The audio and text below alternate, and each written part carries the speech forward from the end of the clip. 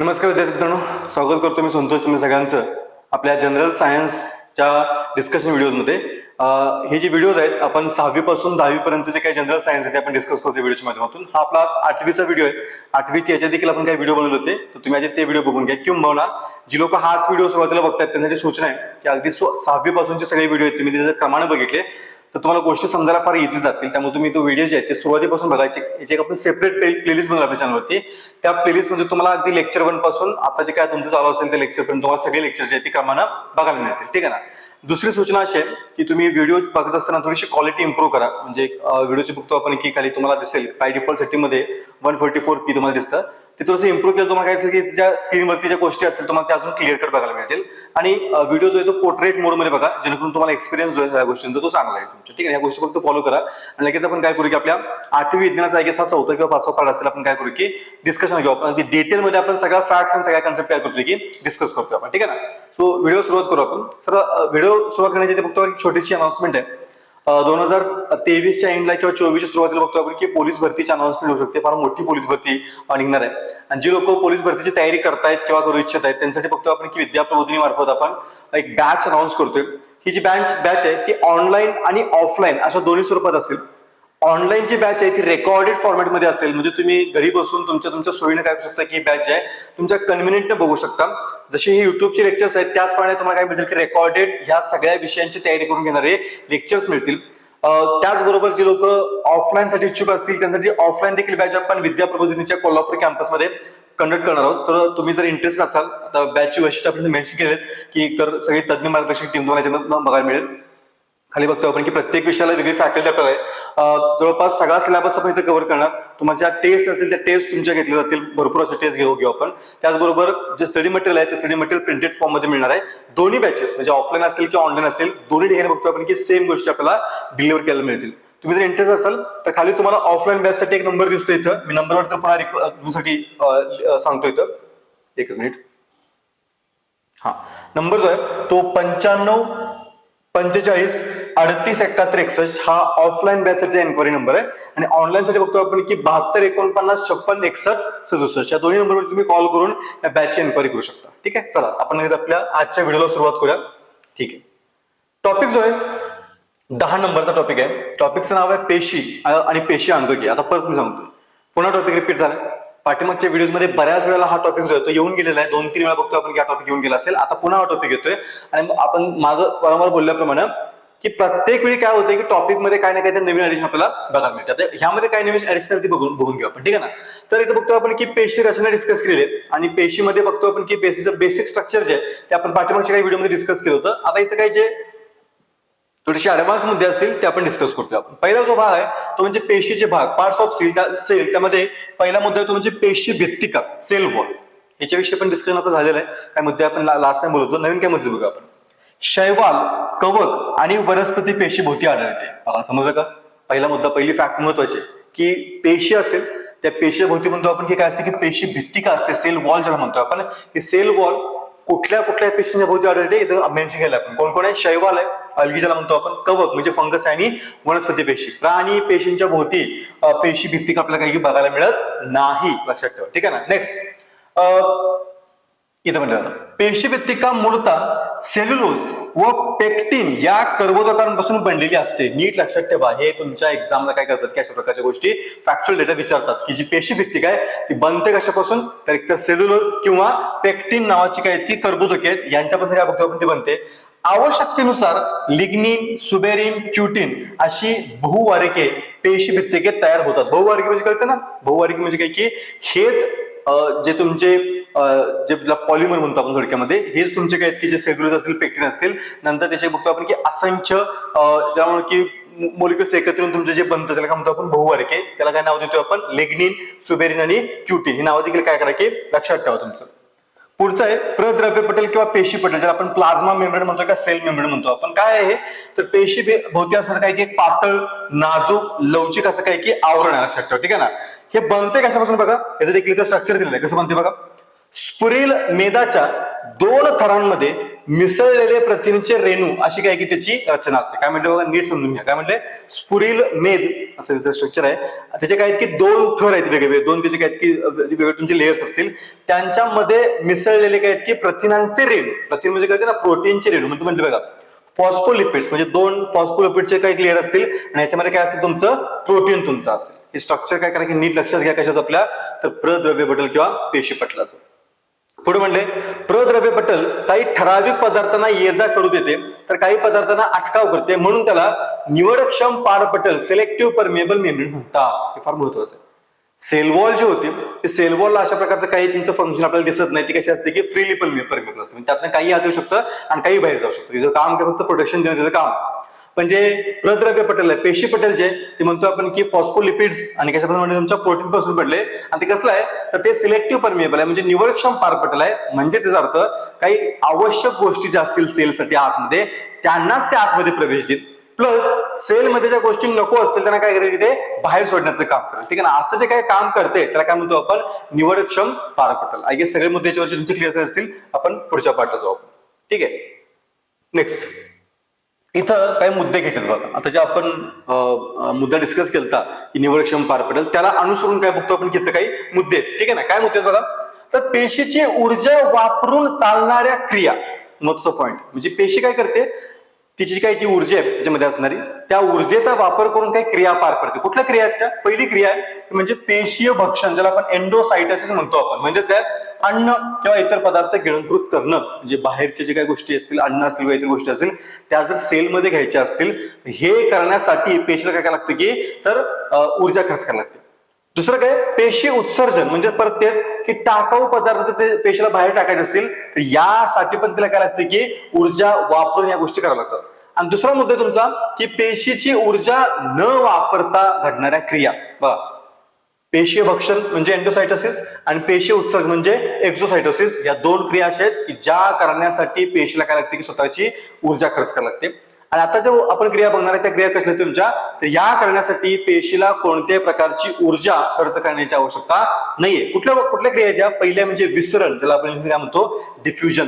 नीट लक्षात घ्या, हे 2 मुद्दे पण लक्षात ठेवा. खालचे म्हणजे तर अजून महत्वाचे ते काय करा की प्रॉपर लक्षात ठेवा की विसरण करण्यासाठी, डिफ्युजनसाठी तुमच्या पेशीला कुठल्या प्रकारची ऊर्जा खर्च करण्याची आवश्यकता नाहीये. काय होतं याच्यामध्ये, O2, CO2 यासारखे लहान रेणू पेशींमध्ये घेणे किंवा पेशींच्या बाहेर जाणे तुमचे काय होते बघा. डिफ्युजन मध्ये प्रामुख्याने काय म्हटलं आपण, काय होते, O2 म्हणजे ऑक्सिजन, CO2 म्हणजे कार्बन डायऑक्साइड, यासारखे जे लहान रेणू आहेत ना त्यांना एकतर पेशीच्या आतमध्ये घेणं किंवा पेशीमध्ये काय करणं त्यांना बाहेर जाऊ देणं. ही जी क्रिया आहे त्याला काय म्हणतो आपण, डिफ्युजन म्हणतो आपण किंवा विसरण म्हणतो आपण, ज्यासाठी पेशीला कुठल्याही प्रकारची ऊर्जा खर्च करण्याची आवश्यकता नाहीये. दुसरी क्रिया आहे त्याला म्हणतो आपण परासरण किंवा ऑस्मॉसिस. यामध्ये काय होते बघा, तर हे फार महत्वाचं, व्याख्या लक्षात ठेवा. व्याख्या घ्यायची, जास्त पाणी असलेल्या भागाकडून कमी पाणी असलेल्या भागाकडे निवडक्षम पारपटलामधून होणारा पाण्याचा प्रवास म्हणजेच काय की तर ऑस्मॉसिस किंवा परासरण. काय व्याख्या बघा, जिकडं पाणी जास्त आहे, ठीक आहे, तिकडून पाणी कमी असणाऱ्या भागाकडे काय म्हणले की निवडक्षम पारपटलाच्या माध्यमातून होणारा जो काय प्रवास आहे त्याला काय म्हणतो आपण, तर ऑस्मॉसिस म्हणतो आपण. त्याच्या 3 शक्यता आहेत, पुढच्या स्लाइड बघू आपण. पण या दोन्हींच्या व्याख्या, दोन्हींचा अर्थ नीट समजून घ्या. साधारणतः असं होतं की डिफ्युजन होत असताना ते प्रामुख्याने वायूंच्या माध्यमातून होतं. लक्षात घ्या, डिफ्युजन जे होतं ते काय होतं तुमचं, म्हणजे विसरण जे आहे ते वायूंच्या साठी तुम्हाला डिफ्युजन होताना दिसेल आणि यामध्ये कुठेही तुम्हाला निवडक्षम पारपटल बघायला मिळत नाही. लक्षात घ्या, ठीक आहे ना. पण जर परासरण जे आहे ते परासरण बघतो आपण की प्रामुख्याने लिक्विडच्या माध्यमातून बाबतीत तुम्हाला होत दिसेल. आणि यासाठी आवश्यक आहे तुमची की निवडक्षम पारपटल, जे की मग आपण काय बघितलं तुमच्या पेशी पटल किंवा प्रद्रव्य पटल काय करतो ती भूमिका पार पडतो. आय गेस तुम्हाला कळलं असेल. नेक्स्ट म्हणजे आपण काय करू की टच करू आपण. इथे काय म्हटले बघा, जे आता आपण ऑस्मॉसिस म्हटलं आपण, त्या ऑस्मॉसिसचे जे 3 प्रकार आहेत ना, ते 3 प्रकार इथे त्यांनी काय केलं की मेन्शन, शक्यता तुमच्या प्रकार म्हणजे शक्यता म्हणू आपण की ऑस्मॉसिस कुठल्या केसमध्ये होऊ शकते किंवा कुठल्या केसमध्ये काय की ते पॉसिबल आहे. इथे एक्झाम्पल घेतात बघा, मला वाटते हा इथे म्हणलं अतिपरासरी, समपरासरी आणि अवपरासरी. ठीक आहे ना. आणि खाली पण तुम्हाला त्याचं काय की एक्सप्लेनेशन दिसून जाईल तुमचं की नेमकं त्याच्यामध्ये होतंय काय. ठीक आहे ना. इथे खाली व्याख्या पण घेतो तुमच्या की नेमकं काय आहे. पहिले घेऊ आपण समपरासरी. आयसोटोनिक म्हणजे काय, म्हणजे ही मधली तुमची सिच्युएशन. इथे काय होते बघा, जेव्हा पेशीभोवती असलेलं माध्यम आणि पेशी या दोन्हींमध्ये पाण्याचं प्रमाण सारखं असतं, त्यामुळे पाणी आत व बाहेर जात नाही. लक्षात घ्या, इथे तुम्हाला दाखवेल की H2O तुम्हाला इकडे पण दाखवलंय आणि इकडे पण दाखवलंय. याचा अर्थ काय की जे पेशी आहे त्या पेशीमध्ये असणारं पाणी आणि पेशीच्या बाहेर असणारं पाणी हे दोन्ही तुमचं कसं आहे की इक्वल आहे. आणि जर समजा दोन्ही पाणी इक्वल असेल तर काय होणार नाही की कुठूनच पाणी कुठं जाणार नाही. सिंपल रूल लक्षात ठेवा. काय म्हणतो आपण समपरासरी किंवा आयसोटोनिक म्हणतो आपण. पहिली गोष्ट, पहिली शक्यता. दुसरी शक्यता काय आपली अवपरासरी किंवा ज्याला आपण म्हणतो की हायपोटोनिक. काय होतं याच्यामध्ये तर पेशीतील पाण्याचं प्रमाण कमी आणि सभोवतालच्या माध्यमातील पाण्याचं प्रमाण काय की जास्त आहे. त्यामुळे पाणी जे आहे ते पेशीत शिरतं. त्यालाच काय म्हणतो आपण एंडो ऑस्मोसिस म्हणतो आपण. तुम्हाला दिसेल की इथं घेतलंय आपण कुठे गेलं एक्झाम्पल आपलं अवपरासरी. ठीक आहे ना. हायपोटोनिक सिच्युएशन म्हणतो आपण. तुमचं काय झालं बघा याच्यामध्ये तुम्हाला बाण पण दिसतील बघा की पाण्याचे बाण काय दाखवतो आपण की बाहेर ना आतमध्ये दाखवतो, सेलमध्ये दाखवतो. जो रेड डॉट आहे ते सेल आहे तुमची. पाणी जे आहे ते बाहेरून आतमध्ये चाललंय. हे कधी शक्य आहे ज्यावेळेस सेलमध्ये पाणी कमी असेल आणि बाहेरचं जे माध्यम आहे तिकडे पाणी जास्त असेल त्यावेळेस काय होईल तुमचं बाहेरचं पाणी सेलमध्ये येणार. कारण का ऑस्मोसिसची व्याख्या तुमची की जिकडे पाणी जास्त आहे तिकडून काय केलं की ते कमी पाणी असल्या बाहेर तुमच्या स्थलांतरित होईल तुमचं. याचं एक्झाम्पल तुम्ही काय घेतलं की बेदाण्याचं एक्झाम्पल घेतले. बेदाणा आपल्या सगळं माहिती आहे म्हणू का म्हणतो आपण त्याला. तर तो जो बेदाणा आपण काय केलं की आधी जर बघितलं तर सुकतलेला असतो पूर्णपणे. ठीक आहे ना. म्हणजेच काय की आतमध्ये आपण जर बघितलं तर पाण्याचं प्रमाण कसं की त्यामध्ये कमी. तोच बेदाणा जर आपण काय केलं की समजा पाण्याला भरलेल्या वाटीमध्ये टाकला आपण किंवा तांब्यामध्ये टाकला आणि 10 मिनिटं 15 मिनिटं वाट बघितलं काय होतं बेदाणा फुगतो. म्हणजेच काय झालं की बाहेरचं पाणी कुठे गेलं तुमच्या बेदाण्याच्या आतमध्ये गेलं. लक्षात ठेवा. ठीक आहे ना. ही जी प्रोसेस काय म्हणतो आपण अवपरासरी तुमची. ठीक आहे ना. आणि तिसरी प्रोसेस तुमची ती म्हणजे की अतिपरासरी. आता इथे काय होते बघा इथं सिंपल आहे की इथं सेलमध्ये पाणी जास्त असतं आणि बाहेरचे जे काही माध्यम आहे त्या माध्यमामध्ये पाणी कमी असतं. त्यामुळे होतं काय की सेल मधलं पाणी काय होतं की बाहेर जाते. त्यामुळे सेल आकुंचन पावते. बघा इथं सेलच्या आकारात कुठलाच फरक पडत नाही कशामध्ये समपरासरीमध्ये. अवपरासरीमध्ये काय होतं की सेल फुगते. का फुगते तर बाहेरनं पाणी आतमध्ये येते. आणि जे अतिपरासरी तिथं बघतो आपण की काय होते एकच मिनिट जे अतिपरासरी तिथे काय होतं तर तिथं पाणी सेलमध्ये जास्त होतं बाहेर कमी होतं. त्यामुळे आतलं पाणी बाहेर गेलं त्यामुळे सेल तुमची काय होते की आकुंचन पावते. याचं एक्झाम्पल काय समजा तुम्ही सफरचंद घेतलं थोडंसं तुम्हाला दिसताना ते पाण्यानं भरेल रसभरीत दिसतं तुमचं. तेच सफरचंद तुम्ही जर साखरेच्या पाकात बुडवून ठेवलं तर काय होतं माहितीये का की सफरचंद मधलं पाणी काय होतं की साखरेच्या पाकात जातं. सफरचंद तुमचं काय होतं की आकुंचन पावतं. लक्षात ठेवा. तिन्ही कंडिशन मी परत रिपीट करतो. समपरासरी म्हणजे काय तर सेलमध्ये असणारं पाणी आणि माध्यमातलं पाणी इक्वल असतं. त्यामुळे पाणी कुठूनच कुठं जात नाही. त्यामुळे सेलचा आकार बदलत नाहीये. अवपरासरी म्हणजे काय तर बघतो आपण की सेलमधलं पाणी कमी माध्यमातलं पाणी जास्त. त्यामुळे माध्यमातलं पाणी काय तुमच्या येते की सेलमध्ये येते. त्यामुळे सेल तुमची काय होती की फुगते. तर आपण अवपरासरी म्हणतो आपण. एक्झाम्पल तुमचं काय तर बेदाणे. आणि अतिपरासरी म्हणजे काय ज्याला आपण रससंकोच देखील म्हणतो. जिथे बघतो आपण की सेलमध्ये पाणी जास्त बाहेरचं पाणी कमी. त्यामुळे होतंय काय तर सेलमधलं पाणी तुमच्या बाहेर जाते. त्याला काय म्हणतो आपण तर अतिपरासरी. तुमच्या तिन्ही कंडिशन तुमच्या लक्षात असतील तर आपण काय करू की पुढच्या पार्टला मूव्ह करू आपण. ठीक आहे. येस.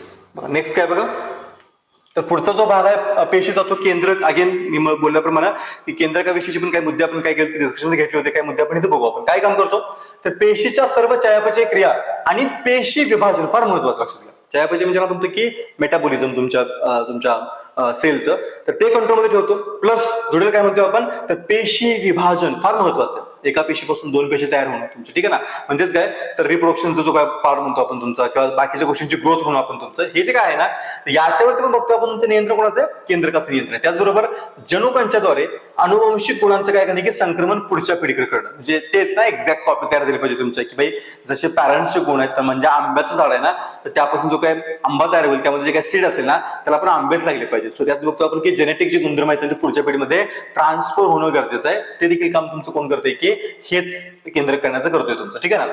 इथं एक फॅक्ट घेतली ते फॅक्ट महत्वाचे लक्षात घ्या. काय म्हणते रक्तातील ज्या लोहित रक्तकणिका आहे ज्याला आपण आरबीसी म्हणतोय यांच्यामधलं केंद्रक काय झालंय की नष्ट झालंय. म्हणजेच काय आरबीसी मध्ये रेड ब्लड सेल्स किंवा रेड ब्लड कार्पोस्कल्स यांच्यामध्ये काय असत नाही की केंद्रक असत नाही. न्यूक्लियस असत नाही. फॅक्ट लक्षात ठेवा. फॅक्ट काय की महत्वाचे. पुढे म्हटले बघा हिमोग्लोबिनसाठी अधिक जागा त्यामुळे काय होते की उपलब्ध होते आणि जास्तीचा ऑक्सिजन वाहून नेला जातो. कारण आपल्याला माहितीये आरबीसी जे आहे त्या आरबीसीचं मेन काम काय तर पूर्ण शरीरभर काय करणं की तुमच्या ऑक्सिजनचं वहन करणं. आणि मग की केंद्र कशामुळे काय जागा जास्त आहे कशाला हिमोग्लोबिनसाठी. आणि हिमोग्लोबिन काय करते की जास्त ऑक्सिजन वाहून नेण्याचं काम करते. आणि पुढे म्हणते बघा वनस्पतींच्या मधल्या ज्या रसवाहिनी असतात त्यांच्यातल्या चाळणी नलिकांमधला केंद्रक देखील काय झालाय की नष्ट झालाय. त्या पोकळ असतात म्हणजे काय की अन्न पदार्थ बनते त्याच्याबद्दल सोपं होतं. सो 2 गोष्टी आपल्याला सापडल्या. की प्राण्यांच्या मध्ये खास करून ज्या आरबीस आहेत त्या आरबीस मध्ये केंद्रक असत नाहीये. आणि दुसरं बघतोय की वनस्पती ज्या आहेत त्या वनस्पतींच्या मध्ये प्रामुख्याने रसवाहिन्या आपण बघितलं होतं. वनस्पतीमध्ये दोन प्रकारच्या तुमच्या वाहिन्या असतात, एक जलवाहिन्या, दुसऱ्या रसवाहिन्या. त्यातल्या ज्या रसवाहिन्या आहेत त्यांच्यामध्ये पण प्रामुख्याने ज्या चालणी नलिका आहेत त्या चालणी नलिकांच्या मध्ये बघतो आपण की केंद्रक नष्ट झालाय आणि त्यामुळे त्या पोकळ होतात आणि त्यामुळे रसवाहिनी जे तुमचं कसं होतं की सोपं होतं. लक्षात ठेवा. ठीक आहे ना. नेक्स्ट पुढचा पार्ट आपला तो आहे आंतरद्रव्य जालिका एंडोप्लाझ्मिक रेटिक्युलम. हा काय असतो, याचं काम काय, प्रामुख्यानं पेशीला आधार चौकट देण्याचं काम करतो तुमचं. ठीक आहे ना. म्हणजे तुम्ही बघता की स्ट्रक्चर जे आहे ना ते स्ट्रक्चर थोडंसं या टाईपचं असतं बघा. आपण मागची इमेज बघितली होती. तुमचं स्ट्रक्चर काय की तुमच्या एंडोप्लाझमिक रेटिक्युलमचं आहे. काय करतो की आधार चौकट देतो. दुसरं प्रथिनांचं वहन करतो. फार महत्वाचं आहे. जे प्रोटीन्स आहेत ना ते प्रोटीन्स वाहून नेण्याचं, त्यांचं ट्रान्सफर करण्याचं काम कोण करतोय तुमचा, तर हा आंतरद्रव्य जालिका करते. त्याचबरोबर अन्न, हवा, पाणी यांच्यामुळे बघतो आपण जे विषारी पदार्थ येतील त्यांचं जलद्रावणीय करून त्यांना काय करतो की तो शरीराबाहेर टाकण्याचं काम करतो. तिन्ही मुद्दे महत्वाचे तुमच्या एंडोप्लाझमिक रेटिक्युलम बाबतीतले ते आपल्याला काय करायचं तिथं लक्षात ठेवायचे. ठीक आहे ना. पुढे करूया आपण. येस, पुढचा अवयव आहे आपला तो म्हणजे की गॉल्गी कॉम्प्लेक्स, ज्याला आपण गॉल्गी काय देखील म्हणतो आपण. ह्याचं काम काय बघा, तर ह्याला स्त्रावी अंग म्हणतो. महत्वाची फॅक्ट लक्षात ठेवा. गॉल्गी कॉम्प्लेक्स किंवा गॉल्गी काय जे आहे त्याला काय म्हणतो आपण, हे पेशीतलं स्त्रावी अंग. काय स्त्रावी अंग म्हणजे त्याला काहीतरी गोष्टी स्त्रवण्याचं काम करते, ते त्याला लिक्विड फॉर्म मध्ये काहीतरी गोष्टी बाहेर टाकण्याचं काम करते. ठीक आहे ना.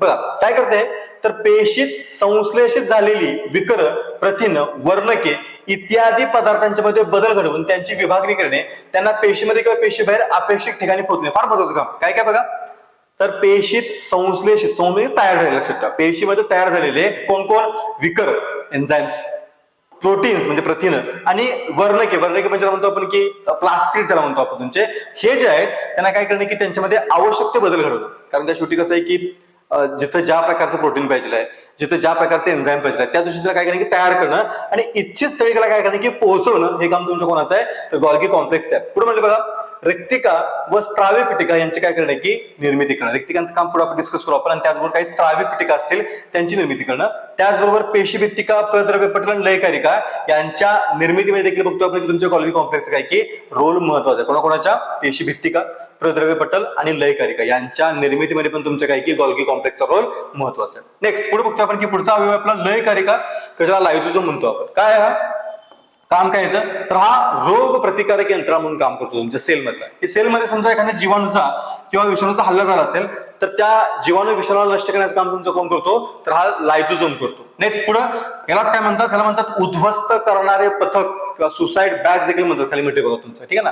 काय काम यायचं, तर प्रामुख्यानं पेशींच्या मध्ये बघतो आपण की जो काही कार्बनी कचरा असेल किंवा टाकाऊ पदार्थ असतील त्यांना बाहेर टाकण्याचं काम तुमचं कोण करते की हे लायझोझोम करतात. त्याचबरोबर आत्मघाती पिशव्या, सुसाइड बॅग देखील म्हणतो आपण, कारण एकदा पेशीचं काम संपलं, ती पेशी जुडी झाली की त्या पेशीला मारण्याचं काम देखील तुमचं कोण करतोय, लायझोझोम करतोय. बघा त्याच पेशीमध्ये राहतोय आणि तिलाच मारण्याचं काम करतोय म्हणून काय म्हणतो आपण, सुसाइड बॅग किंवा आत्मघाती पिशव्या. आणि उपासमारीच्या काळामध्ये लयकारिका काय करतात, पेशीत साठवलेल्या प्रथिनांचं काय करतात की पचन करतात. ज्यावेळेस तुम्हाला अन्न मिळत नाही तर अन्नाची गरज भागवण्यासाठी बघतो आपण की तुमच्या पेशीमध्ये असणारा लायझोझोम काय करते की पेशीत साठवलेल्या प्रोटीनचं पचन करतं आणि तुमच्या अन्नाची तात्पुरती गरज भागवायचं काम करते. ठीक आहे ना. सो हे काही महत्वाचे पार्ट्स आपण डिस्कस करतोय. नेक्स्ट पुढे जाऊ आपण. पुढचा पार्ट अजून महत्वाचा आहे तंतुकणिका, ज्याला आपण मायटोकॉन्ड्रिया म्हणतो आपण. काय म्हणतो आपण, मायटोकॉन्ड्रिया. काय पेशीला ऊर्जा पुरवण्याचं काम कोण करतात, तंतुकणिका. म्हणतो त्याला काय म्हणतो आपण, पेशीचं ऊर्जा केंद्र म्हणतो आपण किंवा ऊर्जा कारखाने. हे वारंवार आले, मागे एकदा बोललो होतो, आता परत आपण काय करतो त्याच्याविषयी बोलतो. लक्ष घ्या. ठीक आहे ना. पुढं इथं थोडंसं स्ट्रक्चर घेतले तंतुकणिकेचं, जे की आपल्याला माहिती असणं गरजेचं आहे का, तर आहे माहिती. याच्यावरती क्वेश्चन्स आयोगानं फ्रेम केलेले आहेत. तंतुकणिकेला, मायटोकॉन्ड्रियाला पेशीचं ऊर्जा केंद्र म्हणतात. सफिशियंट आहे का नाही, पुढच्या गोष्टी पण काय करू आपण समजून घेऊ आपण. काय म्हणतो बघा याच्यामध्ये, तंतुकणिकेच्या आतल्या पोकळीमध्ये जे जेलसदृश्य पदार्थ आहे त्यामध्ये रायबोझोम आणि फॉस्फेटचे कण, त्याचबरोबर डीऑक्सिरायबो न्यूक्लिक ऍसिड म्हणजेच काय की डीएनए असतो. महत्वाचं आहे.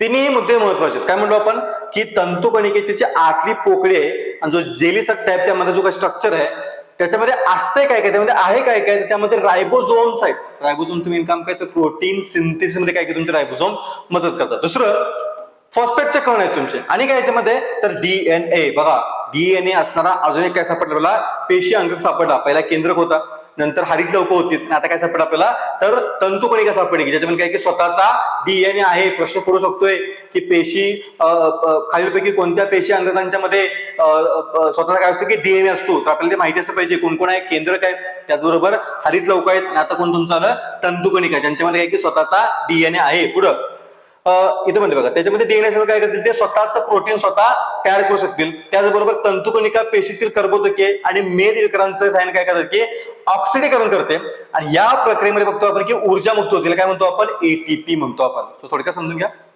ही तंतुकणिका आहे. तंतुकणिका काय करते की तुमच्या पेशीच्या आतमध्ये ऑक्सिडेशन नावाची रिएक्शन पार पडते आणि त्या ऑक्सिडेशन रिएक्शन काय होते की ऊर्जा तयार होते. त्या ऊर्जा काय म्हणतो आपण एटीपी. फुल फॉर्म त्याचा काय होतो ऍडेनोसाइन ट्रायफॉस्फेट. त्याला काय म्हणतो आपण एटीपी म्हणतो आपण. आणि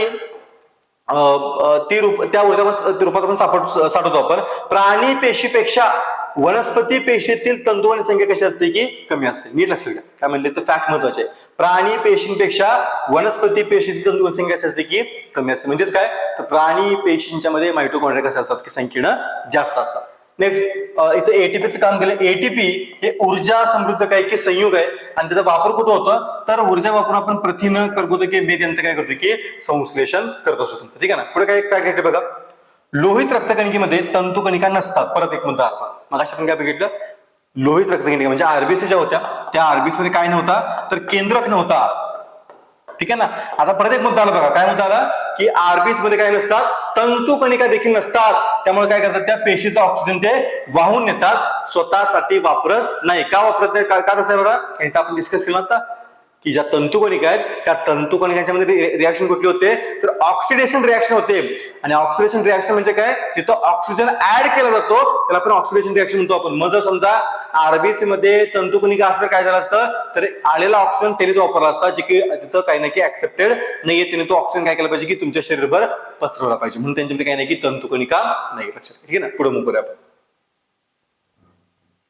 येस पुढचा आपला अवयव आहे तो म्हणजे की रक्तिका ज्याला आपण ऍक्युल्स म्हणतो आपण. हे काय साठवण करणारे पेशी अंग. काय लक्षात. साठवण करणं म्हणजे की पेशीमध्ये बघतो आपण की काही ठराविक गोष्टी असतील ज्यामध्ये प्रामुख्याने बघतो आपण की इथं खाली काम घेतलं बघा. पेशींच्या वरचा परासरणीय दाब नियंत्रित करणं त्याचबरोबर ग्लायकोजन प्रथिन पाणी यांना काय करणं की साठवून ठेवणं फार महत्वाचं आहे. काय काय पहिलं म्हणतो आपण बघा कसं काम बघतोय आपण रक्तिकांचं काम बघतोय आपण. काम काय पहिलं तर परासरणीय दाब नियंत्रित ठेवणं म्हणजे जो त्याला म्हणतो आपण की ऑस्मोटिक प्रेशर जे आहे ते कंट्रोल मध्ये ठेवणं. नेक्स्ट ग्लायकोजन प्रथिन पाणी यांना काय करणं की साठवून ठेवणं. त्याचबरोबर प्राणी पेशीतील रक्तिका टाकाऊ पदार्थ साठवतात तर अमिबाच्या रक्तीमध्ये बघतो आपण की अन्न पचनपूर्वक काय की साठवून ठेवलं जातं. सो हे काही मुद्दे फक्त आपल्याला माहिती असावेत की रक्तिकांचं नेमकं काम काय. ठीक आहे ना. नेक्स्ट लवक घेतलेत आपण. लवक म्हणजे प्लास्टिक ज्याला म्हणतोय आपण. ठीक आहे ना. काय आहे ते तर हरित लवक जे आहेत ती वर्णलौके असतात. हरित लवकांविषयी आपण मागं पण बोललोय. साधारणतः ज्या काही हिरव्या वनस्पती सगळ्या त्यांच्याबरोबर काय सापडतं की हे हरित लवक सापडतं. त्याला आपण काय म्हणतो की वर्णलौके कलर ज्याला प्लास्टिक म्हणतो आपण. ठीक आहे ना. असून इतर प्रकारच्या वर्णलौकात रूपांतर होऊ शकतं तुमचं म्हणजे यांचं रूपांतर जे आहे ते इतर प्रकारच्या वर्णलौकांच्या मध्ये होऊ शकतं. उदाहरणार्थ हिरवं कच्चं टोमॅटो केल्यानंतर काय बघतो की त्यातलं हरितद्रव्य नष्ट पावतं आणि त्यामध्ये लायकोपिन तयार झालं की त्याला काय होतं की लाल रंग येतो. फॅक्ट आहे महत्वाचे लक्षात ठेवा. काय म्हणलो आपण जे टोमॅटो असतात ते सुरुवातीला हिरवे असतात तेव्हा त्यांच्यामध्ये काय असतं तर त्यांच्यामध्ये हरित लवक असतात आणि त्यांचं रूपांतर नंतर लाल मध्ये झालं की कशामध्ये होतं लाल मध्ये रूपांतर लायकोपिनवर रूपांतर होतं. खाली आपण काही बॉक्स घेतलाय त्या बॉक्स मध्ये काय घेतले बघा वनस्पतींच्या भागाचा रंग आणि त्या भागांचा रंग जो आहे तो कशामुळे आलाय तर या टिपिकल टाईपच्या रंगद्रव्यामुळे तो भाग आलाय. महत्वाचा चार्ट आहे टेबल आहे लक्षात असणं गरजेचं आहे. बघा एक एक करून बघू आपण. हिरवा रंग काय येतो साधारणतः जर आपण वनस्पतींची पानं बघितली तर त्या पानांना काय होतो की हिरवा रंग येतो. कशामुळे येतो तर हरितद्रव्यामुळे होतो की ज्याला आपण क्लोरोफिल म्हणतो त्यामुळे हिरवा रंग येतो. नेक्स्ट लाल रंग कशामुळे येतो साधारणतः गाजराला तुमच्या लाल रंग येतो. कशामुळे तुमचा येतो कॅरोटीनमुळे लाल रंग येतो. टोमॅटो बघितला आपण टोमॅटो रंग काय येतो लायकोपिनमुळे टोमॅटो तुमच्या लाल रंग येतो. नेक्स्ट आहे पिवळा रंग काय येतो पिवळा रंग झॅन्थोफिलमुळे येतो. नेक्स्ट आहे जांभळा आणि निळा रंग काय येतो तर अँथोसायनिनमुळे काय होतो की तुमचा जांभळा निळा रंग येतो. पुढे गडद गुलाबी रंग काय येतो बिटाला खास करून तुमच्या तर तो बिटालिन्स मिळतो. हा चार्ट महत्वाचा आहे. याच्यावरती क्वेश्चन जे आहेत ते फ्रेम होऊ शकतात. लक्षात घ्या. ओके लवकांचे ते काम पण घेतलेलं आहे. प्रामुख्याने एक महत्वाचं काम आपल्याला माहिती आहे ते म्हणजे की जे हरित लवक आहेत ते काय करतात सौर ऊर्जेचे रूपांतर रासायनिक ऊर्जेत करतात आणि तुमच्या वनस्पती काय केलं त्यांचं अन्न तयार करतात. पुढं वर्णलौकामध्ये बघतो आपण की जे फुलं असतील किंवा फळं असतील त्यांना काय मिळतो की त्यांचा स्वतःचा एक रंग त्यांना वेगळा मिळतो तुमचा. त्याचबरोबर जी अवर्णलौके आहेत ती पिष्टमय पदार्थ मेद आणि प्रथिन यांचं काय करतात की संश्लेषण आणि साठवून करण्याचं काम करतात. महत्वाचं काम लक्षात ठेवा तुमचं. ठीक आहे. पुढे तंतुकणिका आणि लौक यांच्यामध्ये काय स्वतःचा डीएनए असतो. रायबोसोम्स असतात, त्यामुळे स्वतःची प्रोटीन्स ते स्वतः तयार करण्याचं काम करतात तुमच्या, ठीक आहे ना. हे काय तुमची महत्वाची जी पेशी अंक आहेत त्या सगळ्यांची काम आपण काय केलं की डिटेलमध्ये बघितलेली आहेत. यांच्यावरती एक्झामला एकदा ना एकदा क्वेश्चन पडून गेले, त्यामुळे हा जो पार्ट आहे तो काय करा की व्यवस्थित बघा तुमचा. आता खाली एक मुद्दा जो आपण वारंवार पाठीमागच्या काही लेक्चरमध्ये बोलतो तो म्हणजे की दृश्य केंद्रिकी पेशी आणि आधी केंद्रिकी पेशी, त्यांच्यामध्ये डिफरन्स सांगणारे एक टेबल इथे बघतो आपण. एक एक करून बघू आपण. पहिले बघतो आपण की दृश्य केंद्रिकी पेशी आहे, त्यांचा आकार जो आहे तो 5 ते 100 मायक्रोमीटरच्या आसपास असतो. इकडे बघतो आपण आधी केंद्रिकी पेशी, त्यांचा आकार किती आहे, त्यांचा आकार आहे 1 ते 10 मायक्रोमीटरच्या आसपास, ठीक आहे. पुढचा मुद्दा आहे की गुणसूत्रांची संख्या किती असते, एकापेक्षा जास्त असते कशामध्ये, दृश्य केंद्रिकी पेशींच्या मध्ये. आधी केंद्रिकी पेशीमध्ये बघतो आपण ती कशी असते की गुणसूत्र तुमचं एकच असतं. पुढचा मुद्दा आहे केंद्रक, केंद्रक पटल, केंद्रकी, केंद्रक द्रव्य, सुस्पष्ट केंद्रक, असा सगळं स्ट्रक्चर तुम्हाला काय मिळते की याच्यामध्ये बघायला मिळते. इकडे मात्र बघतो आपण की केंद्रक सदृश केंद्रक भाग फक्त असतो, तुम्हाला सुस्पष्ट केंद्रक बघायला मिळत नाहीये. पुढे म्हटले तंतुकणिका, लवकी असे वेगवेगळे तुम्हाला आवरणयुक्त अंगके बघायला मिळतात. इकडे मात्र तुम्हाला आवरणयुक्त वेगळी अशा अंगक बघायला मिळत नाहीयेत. उदाहरणाचे काय तर उच्च विकसित जे एक पेशी बहुपेशी प्राणी असतील, वनस्पती असतील, म्हणजे प्रामुख्याने आपण असेल, सगळ्याचे प्राणी दिसतात तुम्हाला, ते प्राणी सगळे तुमचे असतील, तेच एक्झाम्पल आहे. इकडे बघतो की प्रामुख्याने जीवाणू त्याचं काय की एक्झाम्पल आहेत, लक्षात घ्या, ठीक आहे ना. महत्वाचा चार्ट आहे, बघून घ्या फक्त. येस, नेक्स्ट पुढचा पार्ट आपला तो म्हणजे की मानवी शरीर आणि इंद्रिय संस्था म्हटले. त्यात पहिल्यांदा बघतो आपण की श्वसन संस्था बघतो आपण. श्वसन संस्थेचे तुम्हाला इथे थोडे डायग्राम आहे, त्यामध्ये महत्वाचं काय तर त्या श्वासपटल आहे, त्याचा रोल एक फार महत्वाचा असतो. वायुकोश आहे, ते वायुकोश काय प्रामुख्याने आपलं जे काही फुफ्फुस आहे त्या फुफ्फुसाचं ज्याला म्हणून आपण की स्ट्रक्चरल आणि फंक्शनल युनिट तुमचं काय तर वायुकोश आहे. बाकी नाकपोकळी, श्वसन नलिका, फुफ्फुस आणि घसा सोयंत्र तुमचे काय ते अवयव आहेत, पण त्यांचं काही इतका जास्त सिग्निफिकन्स नाही आहे तुमचं, ठीक आहे ना. आता श्वसन जे आहे ते प्रामुख्याने बघतोय आपण की तुम्हाला इथं 2-3 प्रकार होताना दिसते, तुम्हाला इथं मेन्शन केलं बघा. पहिलं आहे ते म्हणजे की बहिश्वसन किंवा ज्याला आपण काय म्हणतो की बाह्य श्वसन.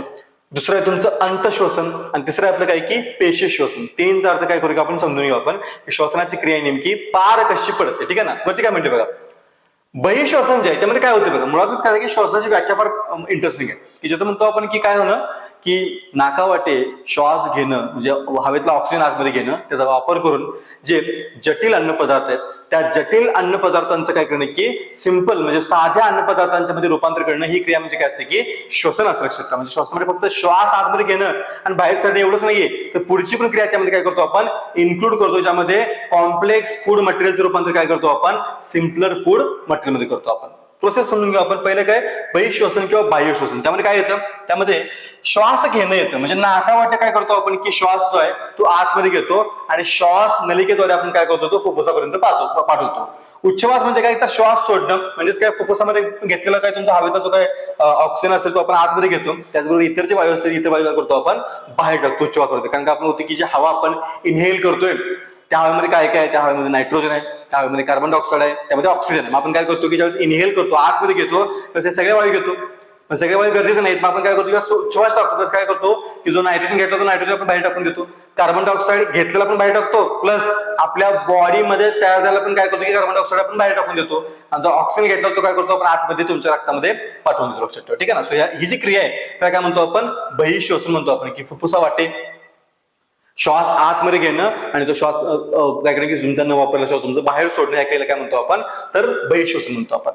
दुसरं आहे अंतश्वसन. इथे काय होतं बघा, शरीरातील सर्व पेशी आणि रक्त यांच्या दरम्यान होणाऱ्या वायूच्या देवाणघेवाणीला काय म्हणतो आपण अंतश्वसन. फार इंटरेस्टिंग आहे बघा. मगाशी आपण डिस्कस केलं बघा की पेशींना ऊर्जा खर्च न करता येणाऱ्या ज्या काही ऍक्टिव्हिटी होत्या त्यामध्ये काय म्हणून आपण, एक होती पहिली परासरण होतं तुमचं ऑस्मोटिक, आणि दुसरं तुमचं काय होतं की विसरण म्हणजे डिफ्युजन. इथे बघतोय आपण की आतमध्ये घेतलेला ऑक्सिजन किंवा तयार झालेला CO2 तुम्हाला बाहेर टाकायचं ना, तर ही बाहेर टाकण्याची प्रोसेस कशासाठी करते तर विसरण या क्रियेद्वारे घडते, तुमच्या डिफ्युजन म्हणतो आपण तुमचं. त्यावर आपण काय करतो की ऑक्सिजन आतमध्ये घेतो रक्तामध्ये आणि कार्बन डायऑक्साईड काय करतो आपण बाहेर टाकण्याचं काम करतो. हे जी क्रिया आहे त्याला काय म्हणतो आपण अंतश्वसन म्हणतो आपण. शेवटचं आहे तुमचं ते म्हणजे की पेशी श्वसन. इथे काय होतं बघा, तर ऑक्सिजन जो आपण घेतला होता आतमध्ये त्यामुळं पेशीतील जो ग्लुकोज सारखा घटक आहे त्याचं मंद ज्वलन होतं. बघा काय म्हणजे तुमची जी पेशी आहे त्या पेशीमध्ये काय की ग्लुकोज आला. ग्लुकोज कुठून आला तर आपण जे काही पचन केलं होतं अन्न घटकांचं, त्या अन्न घटकांच्या शेवटी काय शिल्लक राहतं तुमचं तर ग्लुकोज शिल्लक राहतो. तो ग्लुकोज तुमचा कुठं आला रक्ताद्वारे तुमच्या पेशीमध्ये आला. त्याच पेशीमध्ये काय तुमचा आला की तुमचा ऑक्सिजन पण आला आणि त्या ऑक्सिजनमुळे काय होते की तुमच्या त्या ग्लुकोजचं विघटन होते, मंदज्वलन होते आणि त्यातनं काय होते की एटीपीच्या स्वरूपात काय होते की ऊर्जा बाहेर पडते आणि CO2 आणि जलबाष्प तुमचं काय होते त्यामध्ये बाय प्रोडक्ट म्हणून बाहेर पडतात. ही जी क्रिया आहे त्याला काय म्हणतो आपण, तर ज्याला पेशी श्वसन म्हणतो आपण. पेशी श्वसन का, कारण ते पेशीच्या पातळीवरती घडते म्हणून त्याला काय म्हणतो आपण, पेशी श्वसन म्हटलं आपण. रिॲक्शन खाली मांडले पण रिॲक्शनची काय आपल्याला तशी असायची आवश्यकता नाहीये. आय गेस तुम्हाला तिन्ही मुद्दे क्लिअर झाले असतील की बहिःश्वसन म्हणजे काय, अंतःश्वसन म्हणजे काय आणि पेशी श्वसन म्हणजे काय. तिन्ही पॉईंट मध्ये इन्व्हॉल्व्ह असणारे जे काय फॅक्ट्स आहेत किंवा जे मुद्दे आहेत, मुद्दे काय करायचे की प्रॉपर लक्षात ठेवा.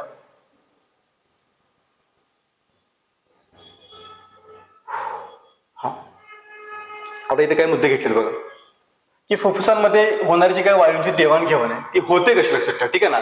आता इथं म्हणजे बघा, रक्तातल्या ज्या तांबड्या पेशी आहेत, ज्याला आपण आरबीसी म्हणतो, ठीक आहे, यांच्यामध्ये हिमोग्लोबिन आहे, हे लोहयुक्त प्रथिन असतं. लक्षात घ्या, प्रोसेस समजून घ्या. काय म्हणलो आपण की फुफ्फुसांमध्ये होणारी जी वायूची देवाणघेवाण आहे ती कशी होते. कार्बन डायऑक्साईड बाहेर सोडतो, ऑक्सिजन आत घेतो. कसं होतं, तर आपल्या तांबड्या रक्तपेशी आहेत, त्या तांबड्या रक्तपेशीमध्ये बघतो आपण की काय बघतो की हिमोग्लोबिन आहे, जे की लोहयुक्त प्रथिन आहे. आणि हा जो हिमोग्लोबिन आहे तो काय करतो की ऑक्सिजनला शोषून घेतो. त्याचबरोबर हे CO2 आणि जलबाष्प तुमचं काय होतं रक्तामध्ये तुमच्या वायुकोशामध्ये येतं. बघा, हिमोग्लोबिन काय केलं की तुमच्या ऑक्सिजन शोषून घेतला आणि मग काय करतो आपण, काय करतो तुमच्या पूर्ण बॉडीमध्ये तो ऑक्सिजन सप्लाय करण्याचं काम करतो. त्याच वेळेला काय करतो आपण, CO2 बाहेर टाकतो, बाष्प बाहेर टाकतो आणि ते उच्छवासाचं काय करतो आपण तुमच्या शरीराच्या बाहेर टाकून देतो. ठीक आहे ना. पुढची संस्था आहे ती आपली म्हणजे रक्ताभिसरण संस्था. आपली जी श्वसन संस्था तुमची संपते तिथं. नेक्स्ट आपली ती म्हणजे की रक्ताभिसरण संस्था. आता ही तुमच्या ह्याची डायग्राम आहे, कशाची, हार्टची डायग्राम आहे. यातलं बघून काय ठेवा, फक्त कप्पे लक्षात ठेवा तुमचं. म्हणजे एक्झाम्पल बघा, मला दिसेल इकडं की हे जे आहे ते उजवे अलिंद आहे. त्यानंतर तुम्हाला दिसेल की इथं मला वाटते इकडे तुमचं असेल, इथं डावे अलिंद आहे. तुम्हाला खाली बघा मिळेल तुमचं उजवे निले, त्यानंतर डावे निले बघा मिळेल. इथं तुमची दिसेल की तुमची द्विदल झडप आहे, हिचं तुमची काय की त्रिदल झडप आहे तुमची. ही तुमची डावी धमनी आहे, ही तुमची महारोहिणी आहे, ही उजवी धमनी आहे, महाशिर आहे. हे काय तुमचे त्यातले पार्टचे नाव आहेत, पण तसे पार्टचे नाव आपल्याला विचारत नाहीयेत. फक्त काही मुद्दे असतील ते पुढच्या पार्टमध्ये तुमचे येतील, तर आपण काय लक्षात ठेवतो तुमचं. ठीक आहे ना. इथे एक फॅक्ट महत्वाची बघा, 1628 साली विल्यम हार्वे या ब्रिटिश डॉक्टराने शरीरातील रक्ताभिसरण कसं होतं याचं काय केलं की वर्णन केलं. म्हणून लक्षात घ्या की रक्ताभिसरण संस्थेचा शोध लावला कोणी, उत्तर काय असेल आपलं, विल्यम हार्वे आपलं काय असेल की उत्तर असेल. पुढच्या काही पार्टमध्ये आपण बाकीच्या गोष्टी एक करून डिस्कस करू आपण. येस, बघा, हार्टचं काम कसं चालतं त्याचं एक पूर्ण आपण की कन्सेप्ट सांगितली, पण त्याची काय आवश्यकता नाही तुम्हाला त्याची की कुठून रक्त कुठे येतो. तुमच्या काय मुद्दे येतील ते पुढे आपण डिस्कस करणार आहोत तुमचे, की ते आपल्याला जे गरजेचे आहे ते मला पुढच्या पाठला असतील. एक मिनिट. ठीक आहे, मी वाटलं तर काय करतो इथे थोडक्यात एक्सप्लेन करतो. पुढच्या पाठला आपण लगेच घेतलेलं नाही ते, मी इथंच काय करतो ते एक्सप्लेन करण्याचं काम करतो की नेमकं हार्टचं वर्किंग चालतं कसं. मे बी आपण इथंच हा व्हिडिओ समप करू, आपण बाकीचं पार्ट आपण नंतरच्या व्हिडिओमध्ये बघू. आपण सध्या आपण काय करू की नेमकं हार्टचं वर्किंग चालतं कसं ते एकदा समजून घेऊ आपण. ठीक आहे ना, की म्हणजे परत असं व्हायला नको की कळत नाही आपल्याला. एक एक करून मी जसं क्लीन करतो, मग आपल्याला मुद्दे डिस्कस करता येते.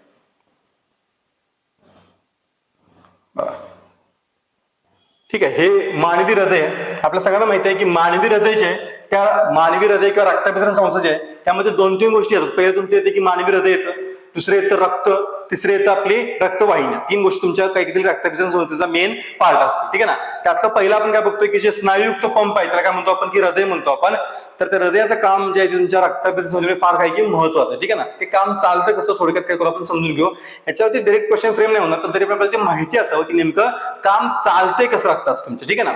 आता लक्षात घ्या की मानवी हृदय जे आता मानव जो आहे तो उष्ण रक्तीय प्राणी. ठीक आहे ना. आणि उष्ण रक्तीय प्राण्यांच्या मध्ये बघतो आपण की हृदय जे असतं ते कसं असतं की 4 कप्प्यांचं हृदय असतं. फार महत्वाचं आहे. किती कप्प्यांचं असतं, 4 कप्प्यांचं हृदय तुमच्या असतं. ठीक आहे ना. इथं शुद्ध रक्त आणि अशुद्ध रक्त पूर्णपणे वेगळं ठेवलं जातं. लक्षात घ्या, शुद्ध आणि अशुद्ध रक्त मिक्स केलं जात नाही.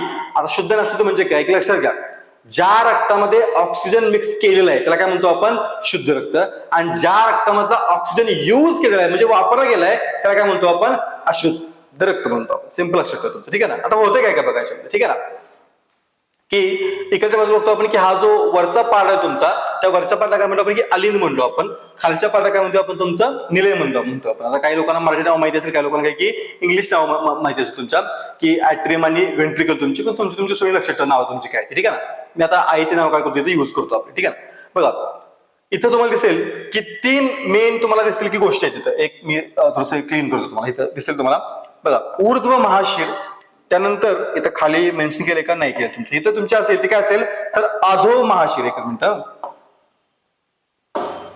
बघ अधो,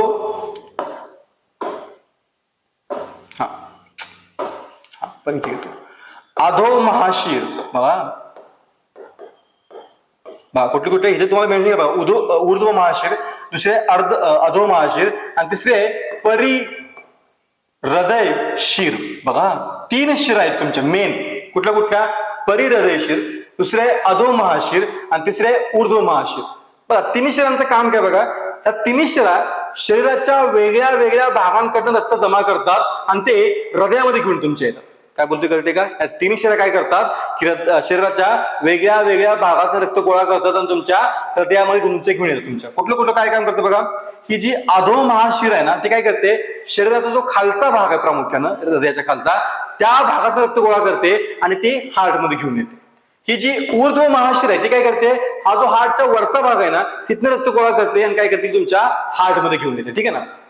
आणि जी परिहृदय शिर आहे ती काय करते, तर जे स्वतः हृदय आहे त्या हृदयानं वापरलं रक्त काय करते पुन्हा तुमच्या हृदयामध्ये तुमचे घेऊन येते. बघा तिघांचं काम काय लक्षात तुमचं कुठे कोण तुमच्या येतात, तर हे जो वरचा पार्ट तुमचा म्हणतो आपण, जे उजवं तुमचं जे अलिंद आहे त्या उजव्या अलिंदामध्ये काय करतील तुमचं रक्त घेऊन येते. मग प्रश्न पुढचा येतो की उजव्या अलिंदामध्ये रक्त कोणत्या प्रकारचं आहे, तर ते अशुद्ध प्रकारचं रक्त आहे.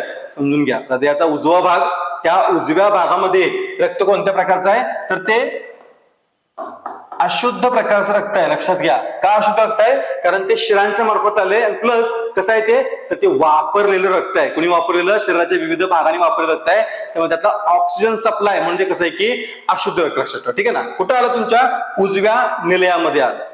आता उजव्या निलयामधनं काय होतं, इथं आपण बघतोय की तुम्हाला एक झडप दिसेल. लक्षात ठेवा. झडप आहे तुमची, ज्याला म्हणतो आपण त्रिदल झडप. उजवे अलिंद आणि उजवे निलय यांच्यामध्ये काय की त्रिदल झडप आहे. या त्रिदल झडपेतनं काय होतं, तुमच्या या उजव्या निलयामध्ये येतं. आता उजवं निलय जे आहे ना तुम्हाला दिसेल की याच्या भिंती थोड्याशा जाड आहेत निलयाच्या, कशापेक्षा, अलिंदापेक्षा. का, त्याला रक्त पंप करायचं आहे म्हणून याच्या भिंती कशा थोड्याशा जाड असतात, कशापेक्षा, अलिंदापेक्षा. मी परत रिपीट करतो, दोन्ही साईडचे जे अलिंद आहे ना त्या अलिंदापेक्षा दोन्ही साईडचे जे निलय आहे त्याच्या भिंती जाड असतात. कारण ऍक्च्युली रक्त पंप करण्याचं काम कोण करते, निलय करते.